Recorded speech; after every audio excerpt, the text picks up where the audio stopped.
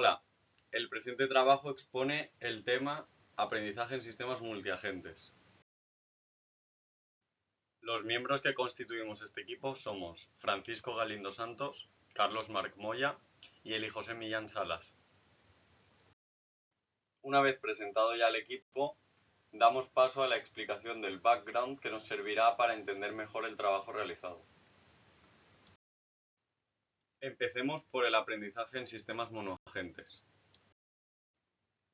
Como ya sabemos, un agente tiene un objetivo, es decir, una finalidad, algo que quiere conseguir. Y este agente es un ente que se encuentra en un entorno, el cual percibe y del cual obtiene información. Por lo tanto, cuando decimos que queremos que un agente aprenda, lo que queremos es que obtenga alguna manera de decidir qué es o cuál es la mejor acción en cada entorno que ve, en cada estado del entorno, mejor dicho. Esto que aprende, es decir, esto que relaciona acción con estado, se conoce como política. Y existen diversos algoritmos para que nuestro agente aprenda la política que consideramos mejor para alcanzar ese objetivo. Uno de los algoritmos que vamos a explicar ahora es el Q-Learning. El Q-Learning se basa en mantener una tabla que relaciona estados con acciones y los relaciona mediante un número que se conoce como Q-Value, que mide lo buena que es esa acción en ese estado. De esta manera, cuando un agente ya está entrenado, lo único que debe hacer es consultar la tabla de valores Q y mira para el estado que está percibiendo cuál es la acción cuyo Q-valor es mayor y realiza esa acción. A la hora de entrenarse, lo que realizaríamos para entrenar la tabla, es decir, el entrenamiento consiste en rellenar la tabla con los valores adecuados, sería el agente tomaría acciones que pueden tomarse de manera aleatoria, pueden seguirse como se ha visto, es decir, seleccionando la mayor, y cuando recibe el feedback del entorno, la recompensa que llamamos en términos de Q-Learning, actualiza los valores de la tabla Q, para así moverlos tanto para arriba, es decir, aumentarlos o disminuirlos, en tanto que la acción que ha realizado sea buena o mala, respectivamente. Como hablaba anteriormente mi compañero, en el Q-Learning se busca obtener una función que mapea los estados con acciones, obteniendo una tabla con los valores Q, de manera que así se maximiza la recompensa que la gente recibe. Sin embargo, cuando el tamaño del problema aumenta considerablemente, el uso de esa tabla puede llegar a ser inviable. Para resolver esto, se empezaron a usar redes neuronales para simular la función de la tabla, lo que conocemos hoy en día como aprendizaje por refuerzo profundo o DRL. El uso de estas redes neuronales nos ofrece muchas ventajas. La principal de ellas es que este tipo de aprendizaje ayuda a generalizar a través de los espacios de estados. Dentro del DRL nos podemos encontrar con una de sus estructuras más notables, que son las redes Q profunda o DQN, que fue utilizada por primera vez para crear un agente que pudiese jugar a distintos juegos de Atari utilizando DRL.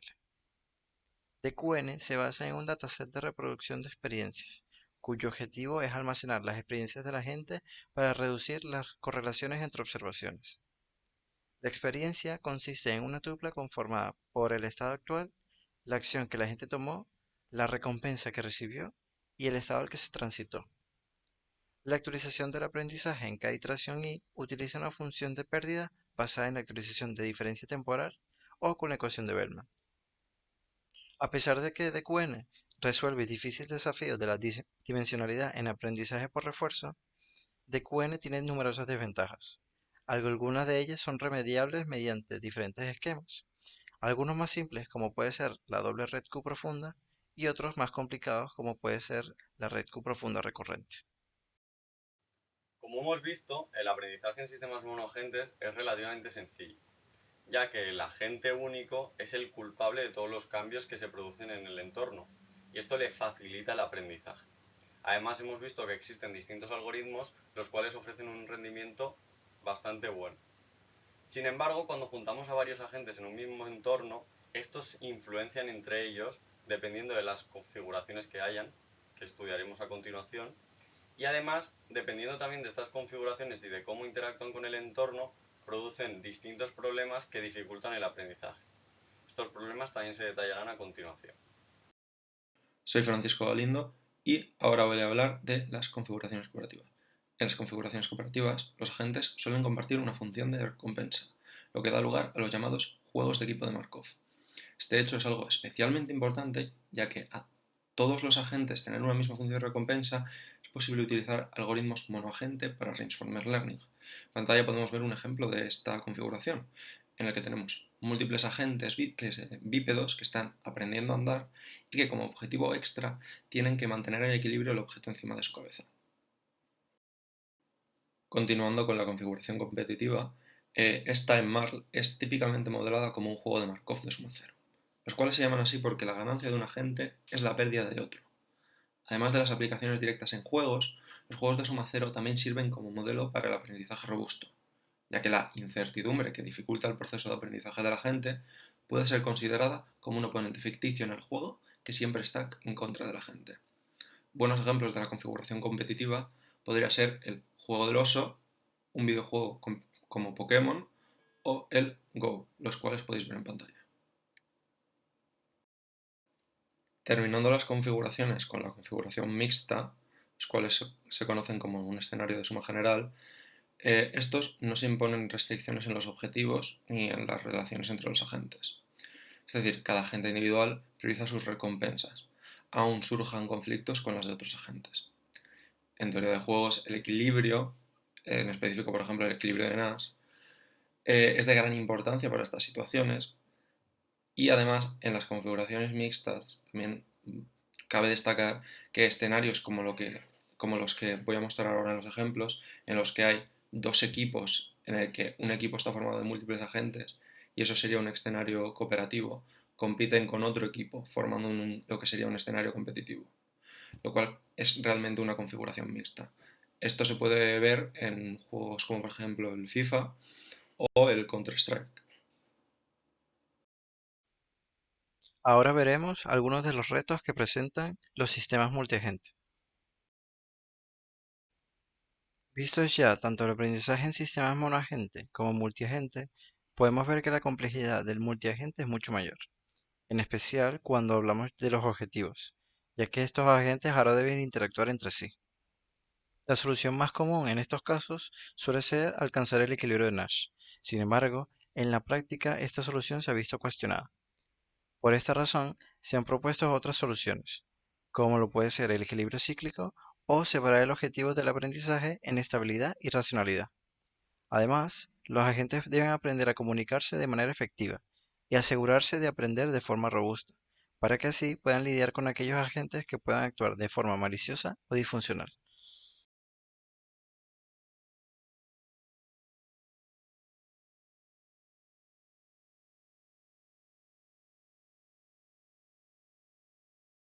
La variación estacional o estacionalidad es todos los desafíos claves en Marl, el cual radica en que varios agentes aprenden concurrentemente, lo que hace que el entorno enfrentado por cada agente individual no sea estacionario.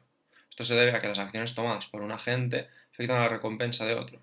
Como podemos ver en pantalla, la recompensa del robot azul se está viendo alterada por la del robot rojo.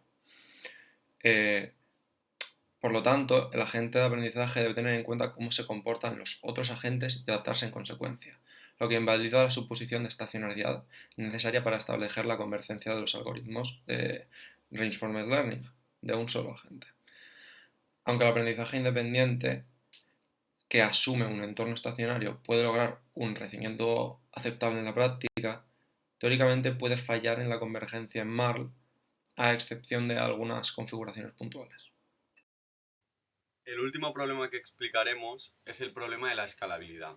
Este problema consiste en que conforme aumenta el número de agentes en un sistema multiagente, se vuelve más costoso, más difícil de resolver los problemas de variación estacional. Se vuelve más difícil el entrenamiento, más largo, etc. Para reducir el impacto de la escalabilidad, lo que normalmente se suele hacer es entrenar los estados o considerar los estados como estados conjuntos, es decir, factorizar el estado, o bueno, el espacio de estados, pero no factorizarlo al completo, es decir, no tomar todos los estados conjuntos, sino tomar grupos, como ya veremos en el entrenamiento centralizado, porque si se toma el estado conjunto, esto da lugar a que el espacio de estados general crece exponencialmente, y eso es algo que tampoco es deseable. Entonces se suele factorizar y además se suelen utilizar con el auge de las redes neuronales estas, ya que son más rápidas y permiten un mejor entrenamiento.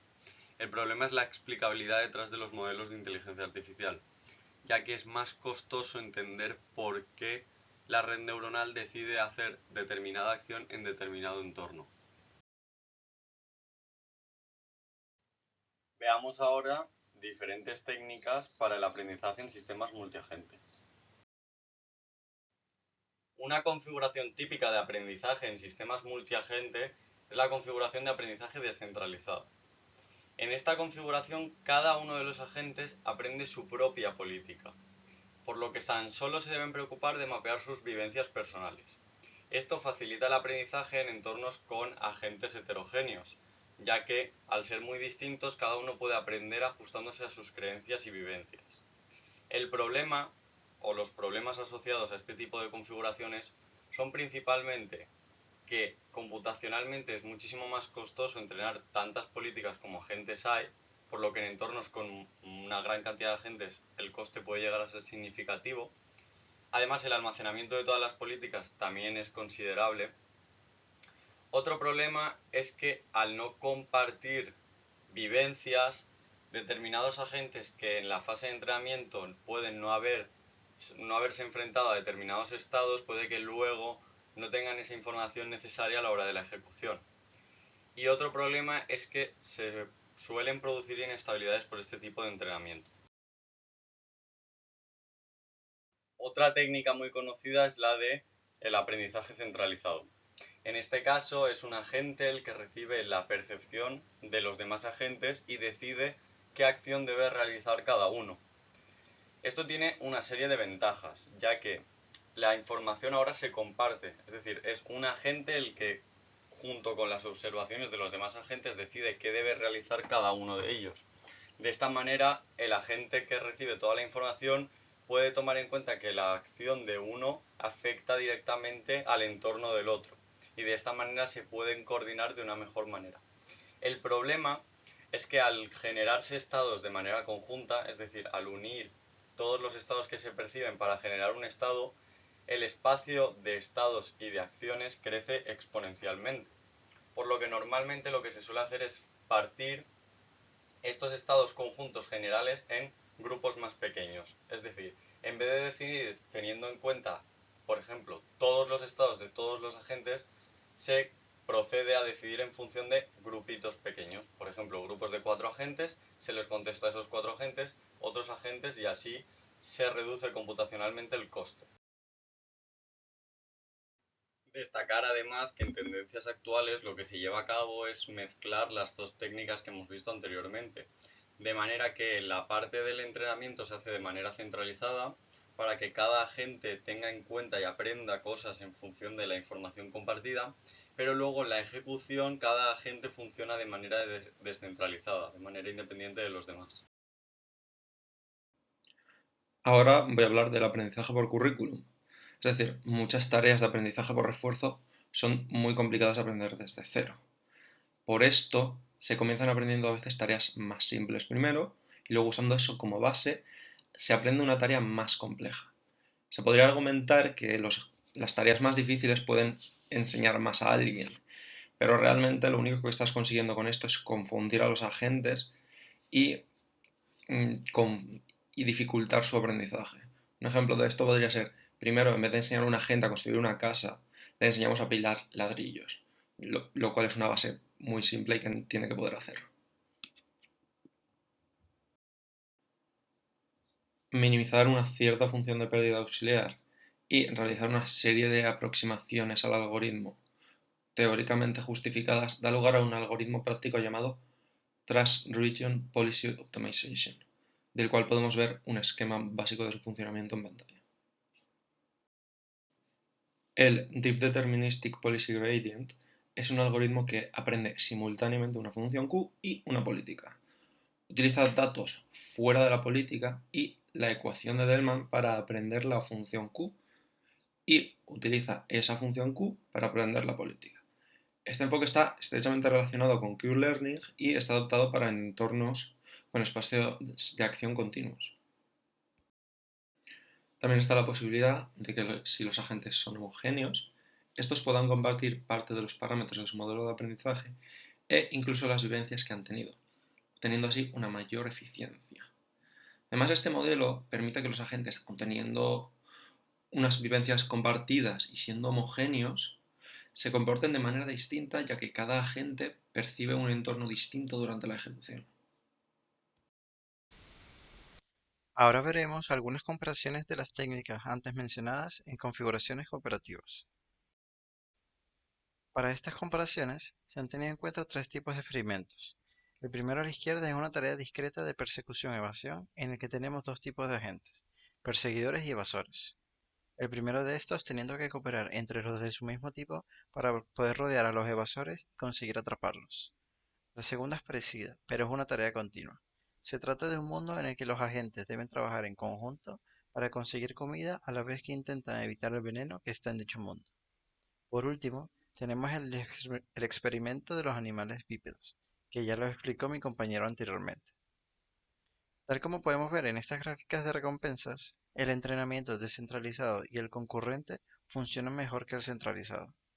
Además, podemos ver que el tipo de red neuronal recurrente dio mejores resultados en el experimento de persecución y en el de los animales bípedos, mientras que en el del mundo acuático es superado por el perceptrón multicapa.